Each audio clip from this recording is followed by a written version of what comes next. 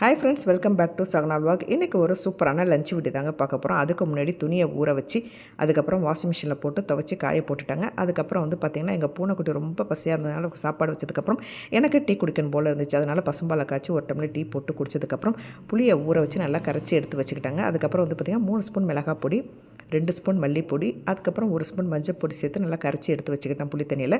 அதுக்கப்புறம் மண்கடாயில் நல்லெண்ணெய் ஊற்றுனதுக்கப்புறம் வடகம் வெந்தயம் போட்டு நல்லா தாளிச்சதுக்கப்புறம் சின்ன வெங்காயம் பூண்டு கருவேப்பிலை போட்டு நல்லா வதக்கிக்கிட்டாங்க. நல்லா வதங்கினதுக்கப்புறம் ஒரு நாட்டு தக்காளி பழம் சேர்த்து இதே நல்லா வதக்கிக்கலாம்.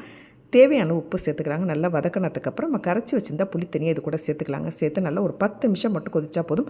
குழம்பு நல்லா திக்காகிடுங்க. அதுக்கப்புறம் முருங்கைக்காய் பொரியல் நான் செஞ்சாங்க. சூப்பராக இருந்துச்சுங்க. தேங்காய் நல்லா அரைச்சி ஊற்றி நல்லா தலை முருங்கைக்காய் கூட்டுங்க. அது பொரியல் கிடையாது, கூட்டு. ரொம்ப அருமையாகவே இருந்துச்சு. இந்த காரக்குழம்புக்கும் இந்த முருங்கைக்காவும் அவ்வளோ டேஸ்ட்டாக இருந்துச்சு. சாதமும் வடிச்சாச்சு. இப்போ மதியானம் லஞ்சுக்கு ஒரு சூப்பரான லஞ்ச் பண்ணி ரெடி ஆகிடுச்சுங்க. இப்போ பார்த்திங்கன்னா லஞ்சு ரெடி ஆகிடுச்சுங்க. சின்ன வெங்காயம் பூண்டு போட்ட காரக்குழம்பு, அதுக்கப்புறம் முருங்கைக்காய் கூட்டு, சாதம், அதுக்கப்புறம் பார்த்திங்கன்னா ரசம் வச்சாச்சுங்க. கெட்டி தயிரும் இருக்குது. இப்போ லஞ்ச் மெனு முடிஞ்சிருச்சு.